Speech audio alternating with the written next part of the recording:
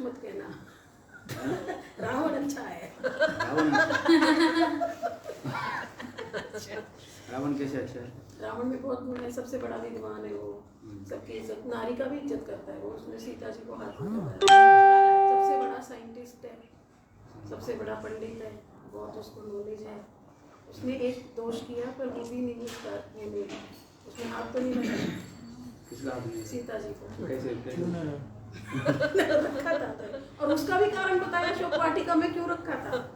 अशोक वाटिका में इसलिए रखा था क्योंकि जो सीता जी हैं वो उधर उधर भटक रही थी उनके साथ, तो वो बोले कि तो मुझे लीला करनी है, इसको खाने को है ना पीने को है, तो अशोक वाटिका में आराम से उसको वहाँ छोड़ आराम से रहे, कष्ट नहीं है वहाँ।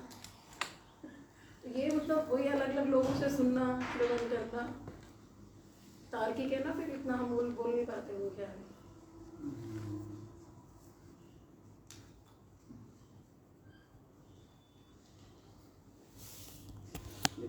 श्रीमद् भागवत में कहते हैं कि इसके अनेकों गुण यदि रहें किंतु एक असद गुण से जैसे सारे गुण क्या हो जाता है, नष्ट हो जाता है।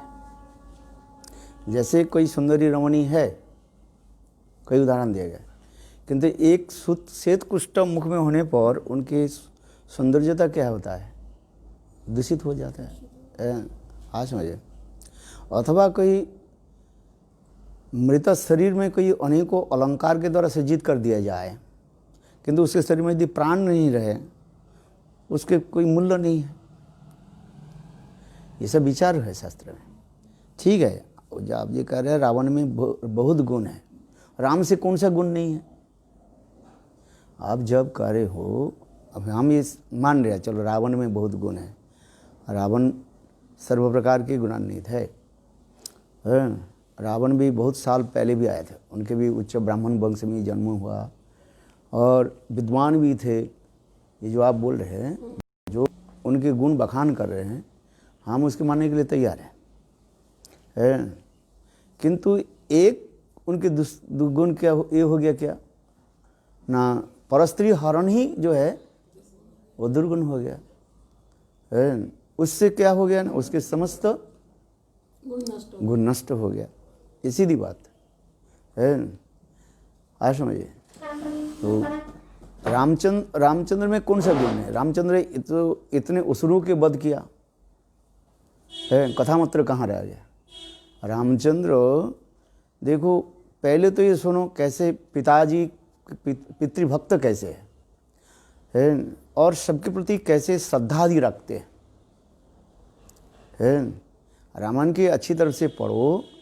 ये भगवान रामचंद्र पितृसत्ता पालन करने के लिए वन में गए, यद्यपि उनके पिता डायरेक्ट रूप में नहीं बोला है। उनकी जो विमाता कैकेयी ने क्या कही है, ये आप मुझे जो 2 वर देने के लिए जो एक वायदा की, वो 2 वर मुझे आज दे दिए है। तो उन्होंने 2 वर जो मांग लिया, तो उन्होंने कहा जो एक वर में जो है मेरे पुत्र भरत के जो है राज सिंहासन प्राप्ति हो, अयोध्या के राज सिंहासन प्राप्ति हो, और दूसरी जो है ये राम के 14 साल के लिए वनवास हो। अच्छा, इसमें दशरथ महाराज भी कोई दोष नहीं है, क्योंकि उन्होंने भी कहा था ये जब तुम्हारी इच्छा मांग लेना है। तो दशरथ महाराज के तो अभी कोई कहने लगे हमें अभी ये आ गया, हमें मेरे बेटा तो कोई माँ नहीं चाहती है ये मेरा बेटा जो है उच्च पद की प्राप्ति करे। एक संसार में भी देखा जाए, सब माँ चाहती है, ये माता पिता चाहती है व चाहते हैं ये मेरा उच्च पुत्र जो है उच्च पद को प्राप्ति करे। तो अभी इसी सुजोग के लेकर के कोई ने कह दिया ये मेरे बेटा जो है भरत राज सिंहासन में बैठे, राजगति प्राप्ति हो। इसलिए उनके भी दोष नहीं है, हम किसी को दोष नहीं लगाते हैं। तो चलो किंतु देखो भगवान रामचंद्र की विशेष महिमा देखो है। जब इसी कथा को जब लक्ष्मण तक पहुंच गए है, राज अभिषेक के लिए सारी वस्तु तैयार हो, केवल मुहूर्त के लिए अपेक्षा मात्र था। मुनि ऋषि आदि समस्त जो सप्त समुद्र के जल, सप्त नदी के समस्त पवित्र नदियों के जल और राज मुकुट लेकर के सब कुछ व्यवस्था कर दिया। केवल समय मुहूर्त जो होता है समय, उसके लिए प्रतीक्षा किया। इस समय जो ठीक उसी समय कई के जो ये सेविका जो है मंथरा, उन्होंने कई के भड़का दिए। बोले नहीं, राम क्यों राजा बन गए, तुम्हारे बेटा राजा हो, और तुम्हारे बेटा यदि राजा नहीं हो तो तुमको क्या करो, नौकरानी के रूप में रहना पड़ेगा। एक राजमाता होती है, आज समझिए, राजमाता होती है, तो राजमाता तुम नहीं बन पाओगी, सीधी बात। उन्होंने ऐसे कहा दिया क्योंकि कोई कहने लगे नहीं, भरत राम तो मेरे बेटा भी जैसे ही है, हम तो अलग नहीं मानते। किंतु उन्होंने इतने भड़काया मुझे, तुम्हारे नौकरानी के रूप में बढ़ाई, तो फिर ऐसे करने लगे।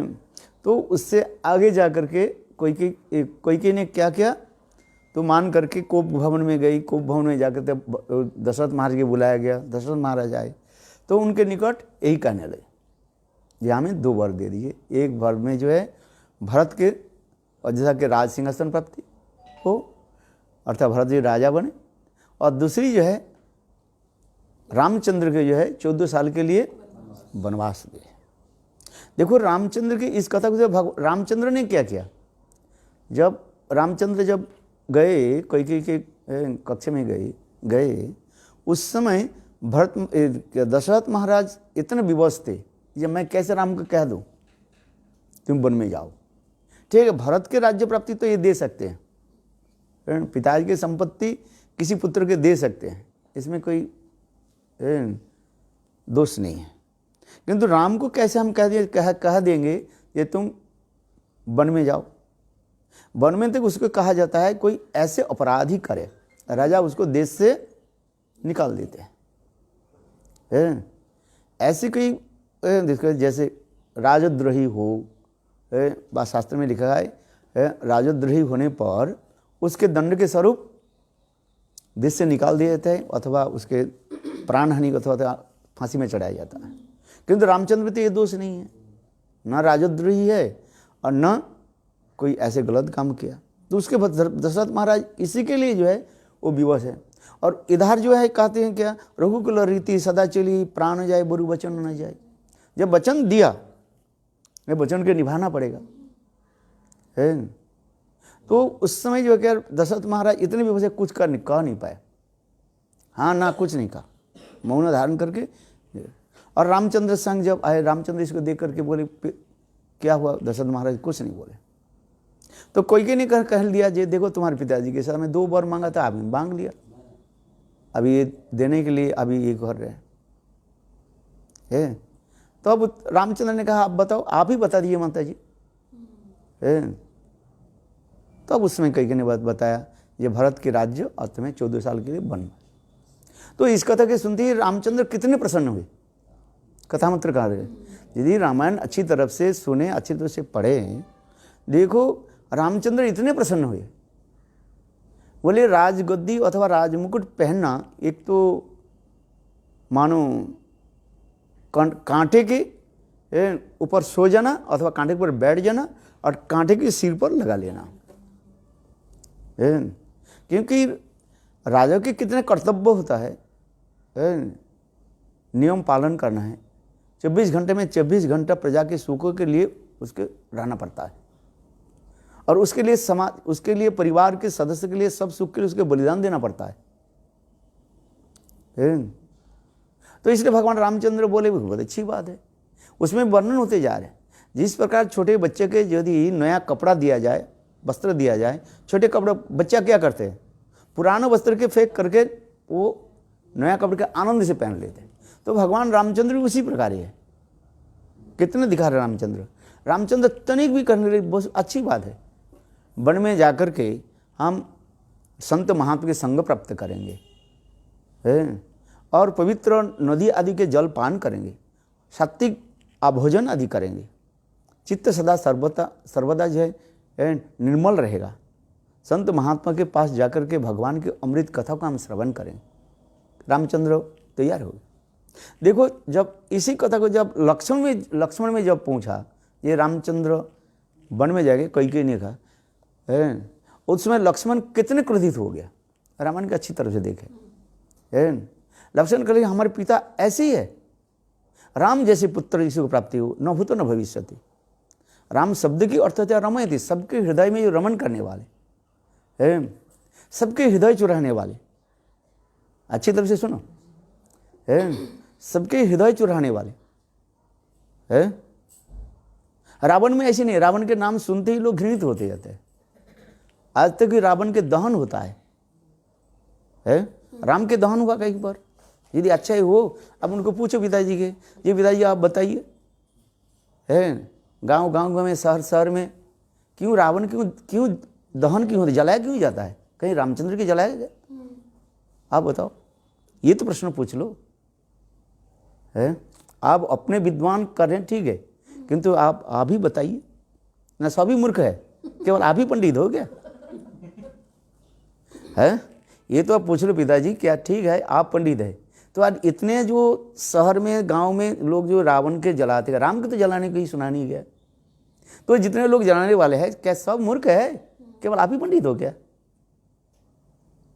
ये तो प्रश्न पूछ लो है। इसी प्रश्न के उत्तर आप दे दिए कि आप जिद कर हाँ मैं पंडित हूं और सब मूर्ख वाले सब जला रहे, ये नहीं हो सकता नहीं है। लाखों करोड़ लोग जनसंख्या है, सभी लोग रावण के जलाते हैं।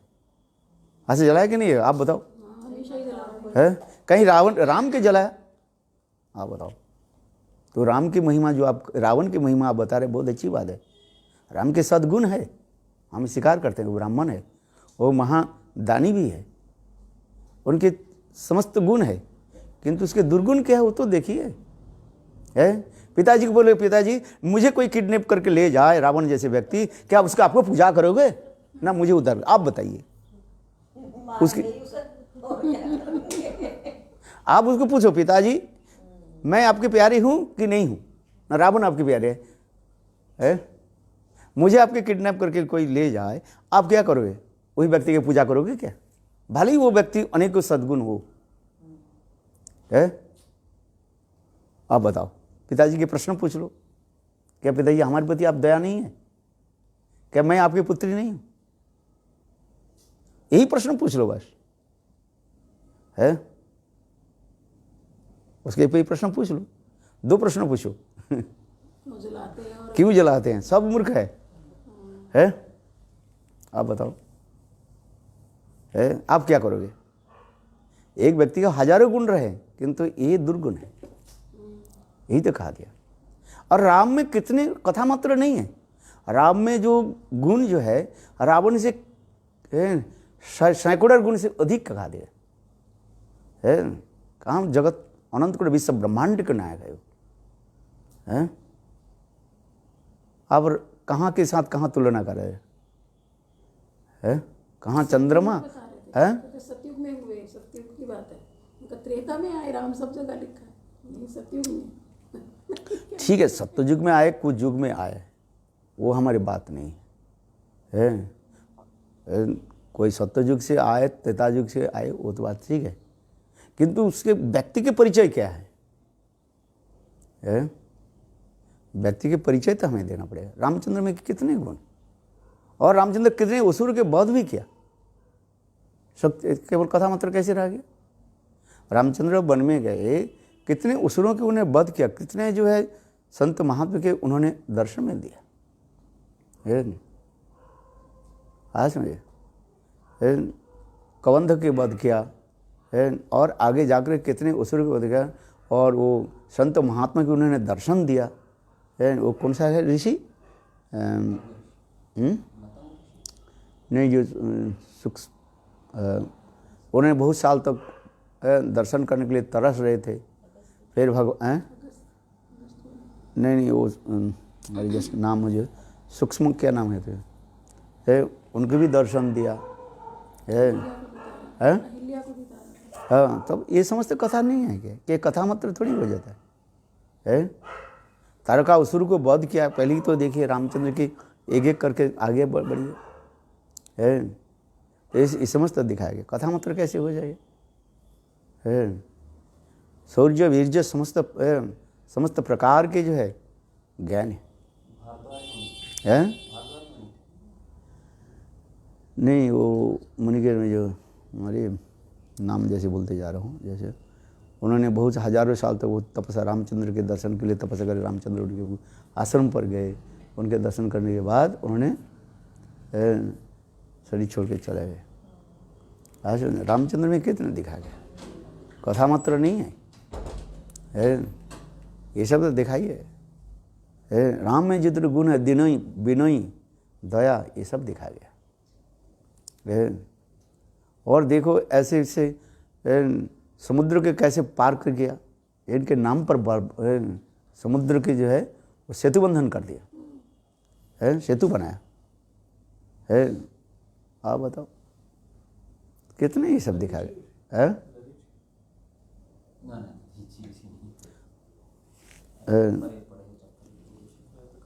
तो ये समझता रामायण में जो दिखाया गया है। और ये कैसे फिर रावण के वध भी किया है। रावण वध के बाद फिर अयोध्या में राज सिंहासन पर बैठे, और राज सिंहासन पर बैठने के पश्चात जो है कितना लोकरंजन प्रजारंजन है। आज एक कोई राजा दिखाइए, भगवान रामचंद्र है प्रजाओं के सुख के लिए अपने स्त्री को भी त्याग दे रहे हैं। यद्यपि हम कह रहे हैं रामचंद्र त्याग नहीं दिया, उसी कथा को हम दोहराते हैं। वो तो संग सीता जी जो है रामचंद्र की सुना, क्यों रामचंद्र जब सिंहासन में बैठे शपथ लेने के समय समस्त पितरों के जब बुलाए है, ये प्रजाओं के सुख के लिए है, मैं सब कुछ बलिदान देने के लिए तैयार हूँ। यह तो कि सबसे हमारे प्रिय कौन होता है संसार में, गृहस्थ जीवन में पत्नी होता है, पत्नी को भी त्याग देने के लिए तैयार है। देखो कितने रामचंद्र ने देखा है, यही तो विशेष वैशिष्ट है। क्योंकि प्रजाओं ने क्या की है, सीता देवी के ऊपर उंगली उठाया। सीता देवी करने ये अकेले रही है, तो इसके सदित्य के ऊपर उन्होंने उंगली उठाया। किंतु रामचंद्र जानते हैं जैसे आज ही प्रातः काल में कहा रहा था तो प्रजा लोग क्या कहने लगे, सीता देवी तो अकेले रही है, और अकेली जब रही तो उसके सदित्य के ऊपर संशय होती है। तो उसमें कहने लगे जो नहीं, उसके तो अग्नि परीक्षा कर रहे हैं, तो अग्नि परीक्षा में कौन देखा, हम लोग तो अयोध्यावासी थे, कोई नहीं थे, केवल एक ही थे, कौन, राम और लक्ष्मण है, अपने पत्नी अपने ही तो थे, और उनके भाई था, और कौन थे, कोई अयोध्यावासी और तो कोई नहीं देखा है। बाकी जो विभीषण कहे अथवा ये क्या बोले सुग्रीव कहें अथवा हनुमान जी कहें, वो तो हमारे अयोध्यावासी नहीं है, इसलिए सीता जी के ऊपर कलंक लगा रहे हैं। भगवान रामचंद्र इस कथा को सुन करके प्रजाओं के सुख के लिए उन्होंने वेश बनाया, और सारे गांव में गिरा थे, वही चर्चा होने लगी है। हाँ समझे, क्योंकि यद्यपि सीता देवी कोई दोष नहीं है, किंतु समाज के कुछ लोग इसी प्रकार ही है। तब उस समय रामचंद्र विचार करने लगे, प्रजाओं के सुख के लिए ही तो मैंने किया। और इधर सीता देवी ने क्या कि ये हमारे पति देव के मन में दुख क्या है, तो सीता देवी ने क्या कि अपने गुप्तचर को भेजा है, गांव में देखा तो यही चर्चा हो रही है। तो सीता देवी विचार करने लगी, प्रजाओं की जो सुख के बाधक मैं ही हूं।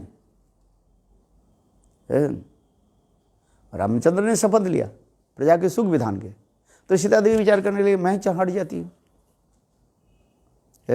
तो रामचंद्र के स्वयं कहने लगे, हे पतिदेव आप सुनिए, आप राजगद्दी में बैठने के समय यही प्रतिज्ञा की तो मैं चले जाती।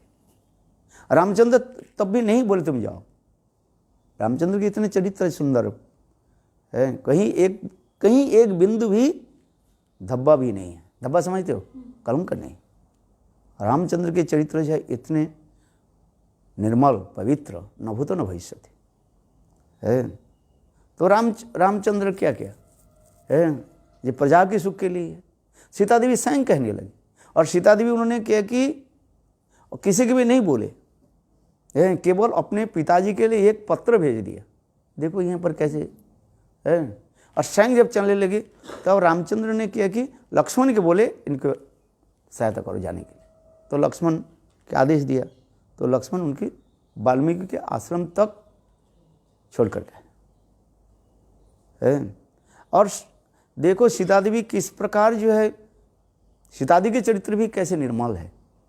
कभी रामचंद्र के प्रति एक तनिक शब्द भी उन्होंने नहीं उठाया है, कोई ये नहीं बोले है। और वहाँ पर उस समय सीता देवी गर्भवती थी, 3 महीने की गर्भवती थी। इसके बाद लवकुश के जन्म हुआ है, ये सब वृत्तांत वर्णन है। और आश्रम में रह करके सीता देवी किस प्रकार 2 बालक के कैसे पालन पोषण करने लगे है। आश्रम में रह करके स्वयं सीता देवी जो है लकड़ी काट करके लाती है जंगल में, स्वयं सीता देवी कुएं से जब पानी भर करके लाती है, जिसमें महारानी है वो है, जिनके चरण पर फूल के पंखुड़ी से भी और कमल से कमल है। आज सीता देवी वन वन में भटक रही, दोनों बच्चों को कैसे लालन पालन किया है, ठंडी गर्मी सबको कैसे सहन किया है। किंतु तथापि जो है सीता देवी कभी रामचंद्र के ऊपर है एक शब्द भी नहीं बोले है। और इधर रामचंद्र भी कैसे, देखो कथा मात्र नहीं है। रामचंद्र जब रहने लगे है, जब सीता जी भी वन में गई तब से रामचंद्र जो है कभी क्या बोलते हैं पालंक पर नहीं सोते।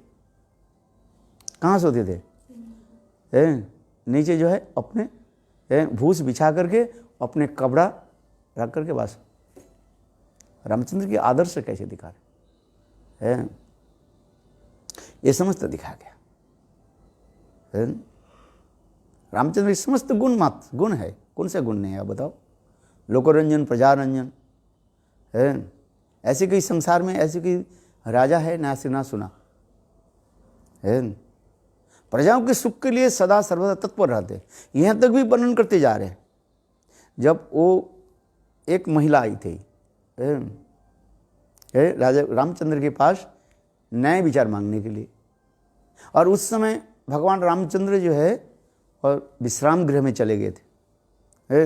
द्वारपाल ने वो महिला को जो है बोले देखो आप काल प्रातः काल में आना। अभी जो रामचंद्र प्रभु विश्राम में गए, वो न्याय मांगने के लिए आई थी, वो चले गए। उनको द्वारपाल प्रवेश कर माने ये नहीं दिया, रामचंद्र के समाचार नहीं दी। प्रातः काल में भगवान रामचंद्र के जब समाचार हुई मिला, ये एक महिला आई थी और ये न्याय मांगने के लिए तो उस समय भगवान रामचंद्र देखो क्या कहा, उस द्वारपाल के बोले तुमको मैं निलंबित करता हूँ। क्यों? तुम्हारे कर्तव्य है उसी समय मुझे समाचार देना। राजा के कर्तव्य है जिस समय कोई विपद में पड़े उसके उसी समय उसको सहायता करना, यही तो होता है। पता लगा वो कहाँ गई और किस लिए आया थी, क्या नए विचार मांगने के लिए आई थी।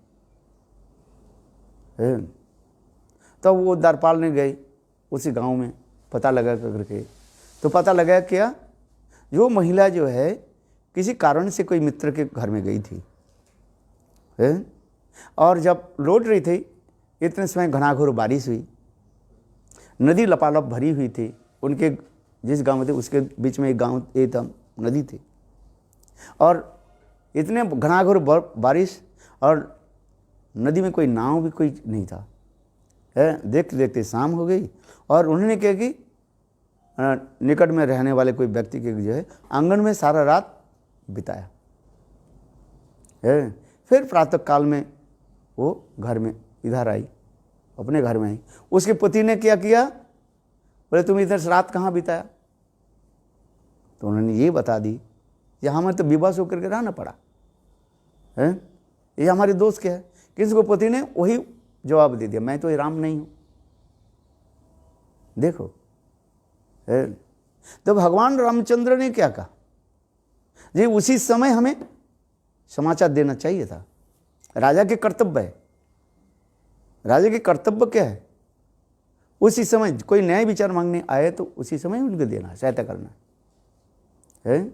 आप कहीं फंसे हुए हैं तो आपको उद्धार करने के लिए उसी समय जाना है ना, तो बोले जब मैं नींद हो जाए पहुँचेंगे आराम से, ऐसे थोड़ी होता है। भगवान रामचंद्र के कैसे देखो, कैसे न्यायवान, कैसे गुणवान जो है। पिताजी को बोलो, पिताजी आजकल कोई ऐसी कोई नेता है? आजकल जितने भी नेता है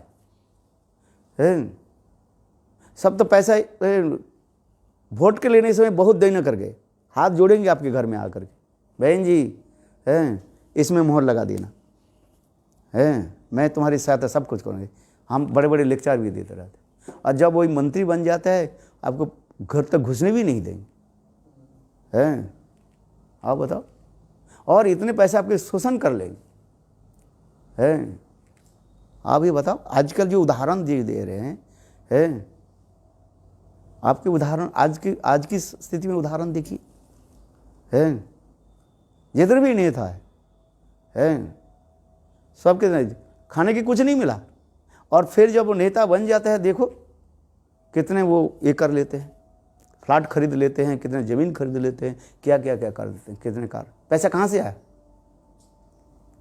है आज समझ में नहीं।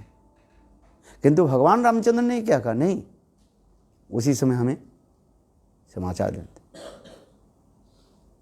आप बताओ ये कथा मात्र हो गया? आप इसे जो कथा मात्र कर रहे हैं, रामायण के अच्छी तरह से देखिए, पढ़िए, सुनिए। रावण जैसे व्यक्ति के नाम मुख से रावण की कथा सुन लिया तो होगा, बात ठीक है, हम मानने के लिए तैयार, रावण के सब गुण है आज समझ नहीं। रावण विद्वान थे, ब्राह्मण थे, हम तो रावण की कभी प्रशंसा भी करते हैं। क्या करते हैं, एक बार शिव देवी पार्वती कैलाश में कहते पतिदेव यहाँ पर हम लोग रहते हैं, ना कोई मकान है ना कुछ है, शादी तो किया है किंतु पत्नी के रहने के लिए कोई स्थान नहीं लिया शिव जी बोले देखो हमारे पास समय नहीं है मैं तो सदा सर्वदा राम नाम कृष्ण नाम और उनके लीला में रहता हूँ। कहते कुछ भी कर यार, शादी जब का गृहस्थ जो है, गृहस्थ के लिए क्या करना पड़ेगा, कम से कम तो मकान तो होनी चाहिए है। अच्छा दूसरी बात है, यहाँ पर जो है आप पुरुष जाती है कहीं भी स्नान कर ले गमछा पहन करके, हम स्त्री जाती है थोड़ा तो ये होना चाहिए ना, क्या बोले, मर्यादा होनी चाहिए है। तो शिव जी बोले ठीक है मैं कर देता हूँ। शिव जी ने किया कि 4 जो है बर्फ़ की सिल्ली लेकर के आए, इधर एक लगा दी, इधर लगा दिए, बोले यही घर हो गया। और जब सूर्य के तेज निकलने लगे पिघल गया तो गए मकान नहीं। तो एक दिन कुबेर जी जो है रावण के बड़े शिष्य, धनीवान शिष्य था कुबेर था। कुबेर जो है एक दिन आगे कथा प्रसंग में देवी पार्वती ने कह दी ये देखो तुम्हारे गुरु में पिताजी जो है गुरु पिताजी है और मेरे लिए ना कुछ करते ना कुछ करें। तो कुबेर बोले गुरु माता आप जो बताइए मैं बता देता हूँ, सर्वश्रेष्ठ सुंदर जो मकान आपके लिए बना देता हूँ। कुबेर सारे धन आदि दे करके देवी शिव और पार्वती के लिए एक सुंदर विशाल अट्टालिका बना दी है। अच्छा तो उसमें शिव जी के देवी पार्वती के लिए कहते पति देव हम गृह प्रवेश करें, बोले गृह प्रवेश ऐसे थोड़ी हो जाता है, थोड़ा अग्निहोत्र करना पड़ता है कि नहीं होता है नियम कानून तो है ना। बोले ठीक है। तो बोले सबसे बड़े विद्वान पंडित कौन है, शिव जी बोले हमारे शिष्य है कौन, रावण है। रावण की स्तुति, रावण के जो है स्तुति बहुत सुंदर है, हम ये मानते हैं। रावण की स्तुति, रावण जो शिव गीत जो है जिस गीत के सुन करके स्वयं शिव जी नृत्य करना शुरू कर देते हैं। रावण के एक था, रावण को भी सिर झुका करके प्रणाम नहीं करते थे। शिव जी तो गुरु मानते हैं किंतु कभी सिर झुका करके प्रणाम नहीं करते हैं। जब कैलाश में आ जाते ना वो कैलाश को ऐसे उठा लेते थे। एक बार शिव पार्वती बैठे थे कैलाश पूरा हिलने लगे, तो देवी पार्वती बोले आज कैलाश कैसे क्या भूचाल आ गया। पूरे शिव बोले भूचाल नहीं है, जरूर मेरा शिष्य रावण आ गया। रावण जब आ जाते थे ना बोले प्रणाम ऐसे करना नहीं है, ऐसे सिर को उठा करके बोले रावण की एक अहंकार था मेरे सिर कभी झुके नहीं है। देखो ऐसे है रावण बोले रावण रावण के सब प्रकार गुण था, इसलिए शिव जी बोले चलो रावण के बुला लिया जाए, ये अग्निहोत्र करे। है अग्निहोत्र किया, बोले कितने दिन, 1 महीने तक रावण ने सारे वेद मंत्र आदि पाठ करके अग्निहोत्र किया। है तो अग्निहोत्र होने के बाद जब गृह प्रवेश, उसके पहले तो भाई ब्राह्मण को दक्षिणा देना चाहिए ना, पूर्णाहुति होने के बाद दक्षिणा देना चाहते हैं, दक्षिणा देने के बाद अब गृह में प्रवेश करो पूर्ण घट लेकर के। है तो इसके बोले शिव जी बोले देखो ब्राह्मण के तो दक्षिणा देना चाहिए, 2-5 रुपये में थोड़ी होगा, 1 महीने तक किया। बोले शिव देवी पार्वती बोले आपके पास, बोले मैं तो, मेरा तो केवल यही बगछाल पहनता हूँ, चर्म पहनता हूँ, मेरे पास क्या है, बैंक बैलेंस थोड़ी है, कुर्ता तो है ही नहीं हमारी जेब, और केवल यही है बैंक बैलेंस पूछते हैं तुम्हारे पास है, बोले मेरे पास कोई है ही नहीं, किंतु अभी तो ब्राह्मण को दान देना पड़ेगा, दक्षिणा देना पड़ेगा ना। देखो शिव जी क्या बोलेगा, रावण तुमको मैं यही दान कर देता हूँ, बोलो वृंदावन पूरा मकान को दान कर दिया। है देखो ऐसे शिव जी भी ऐसे उदार है ना, शिव जी कम नहीं है। शिव जी भी प्रशंसा किया, रावण की भी शिव जी बहुत तरफ ही प्रशंसा किया। है देखो वो ये जो था क्या बोले, 2 शिष्य था उनको, क्या बोले वो जो ऋषि, क्या नाम,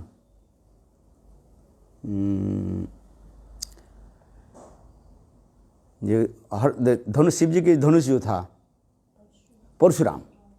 परशुराम शिव जी के बोले परशुराम तुम्हारा देख कार्य समाप्त हो गया, 21 बार तुमने निष्क्रिय कर दिया, ये धनुष को जो है 2 व्यक्ति के दे सकते हो, एक है रावण और एक नहीं, परशुराम के बोले, परशुराम के बोले मेरे दिए हुए जो धनुष जो है तुम तक, क्योंकि परशुराम उस समय कल 21 बार क्षत्रिय ये करके माने निधन करके उन्होंने बोले मैं तपस्या करने के लिए जाता हूँ। है तो ये धनुष क्या करेंगे, शिव जी के बोले, शिव जी बोले देखो मेरा 2 शिष्य है, तुम विचार करो किसको देना है, एक है रावण और दूसरी है जनक महाराज। है तो उस समय परशुराम विचार करने लगे सतपात्र में देना चाहिए, रावण तो सदाचारी नहीं है, दुराचारी था वो, परस्त्री हरण करना, भोग विलास में मत्त है, इसलिए इसको दे तो ये अपव्यवहार करेगा, इसलिए उन्होंने क्या कि इसको दे दिया, जनक महाराज के दिया हरधनुष।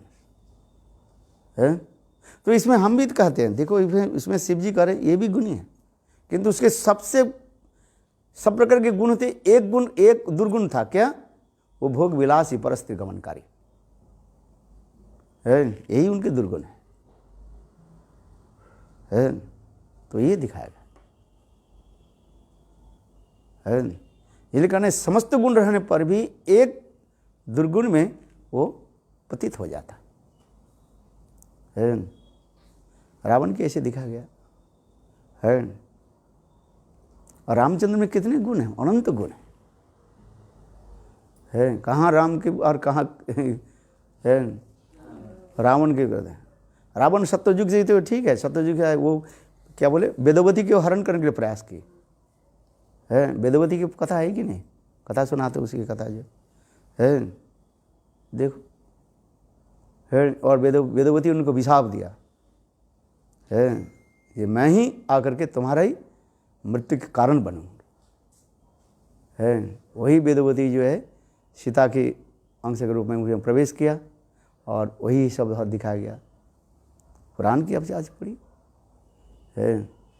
तो ये समस्त गुण दिखाए, रामचंद्र के गुण अनंत गुण है, सर्व पराक्रमशाली, देखने समस्त प्रकार सुंदर भी है विनयी है, धीर स्थिर, सब प्रकार के गुण युक्त है, तनिक भी अहंकार मात्र भी नहीं है रामचंद्र है। आज समझे, यही तो कहते हैं, यहाँ तक भी शास्त्र में ऐसे लिखा गया, रावण वध के बाद रामचंद्र स्वयं लक्ष्मण के बोले लक्ष्मण तुम जाओ रावण से कुछ सीख करके आओ। लक्ष्मण गए, लक्ष्मण के सिरहाना पर खड़े रहे और रावण कुछ नहीं बोले। तो रामचंद्र बोले नहीं, उसके सुनना है, उसे जो है उसके पैर पर खड़ी हो जाओ। है जब उस समय लक्ष्मण जब खड़े तब उन्हें खड़े बोले हमें कुछ शिक्षा प्रदान करें। तो रावण ने यह बात बताया है, देखो मैं जीवन में 2 प्रतिज्ञा ली थी। क्या? एक जो है मैं सोचने लगी, रावण कह रहे हैं जी संसार के लोग सशरीर में स्वर्ग में जा नहीं सकते हैं। रावण कह रहे मेरे पास पुष्प विमान है और पुष्प विमान पर मैं ज़्यादा कदा कहाँ भी चले जाता हूँ। किंतु उन्होंने यही विचार किया जिस संसार के सारे लोग स्वर्ग में जाए, उसके लिए उन्होंने सीढ़ी भी बनाना शुरू कर दिया। स्वर्गद्वार जिसको कहा जाता है, आज तक भी कहा जाता है जे रावण जो है वहीं से आकर के जगन्नाथपुरी में जो है स्वर्ग के ऊपर सीढ़ी बनाने के लिए उन्हें वहीं पर पत्थर को जो है रखा था, इसलिए आज तक भी उसके नाम है स्वर्गद्वार भी कहते हैं। जगन्नाथपुरी गए ना है, आज तक वहीं पर लोग तो वो ये क्या बोलते मुर्दा को जलाते हैं।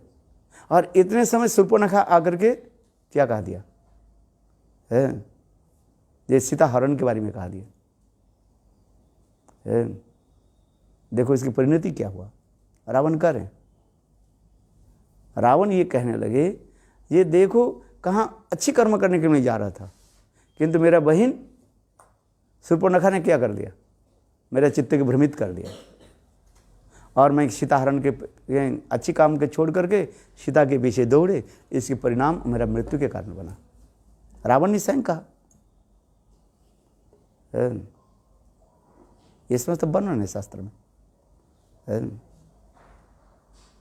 तो इसमें कहाँ रामचंद्र के गुण, कहाँ कहाँ रामचंद्र कैसे विनयी, सत्यवादी, समाज संरक्षक, सर्वलोकों की चिंतन जहाँ पर रहते हैं, सुख के विधान के रहते हैं।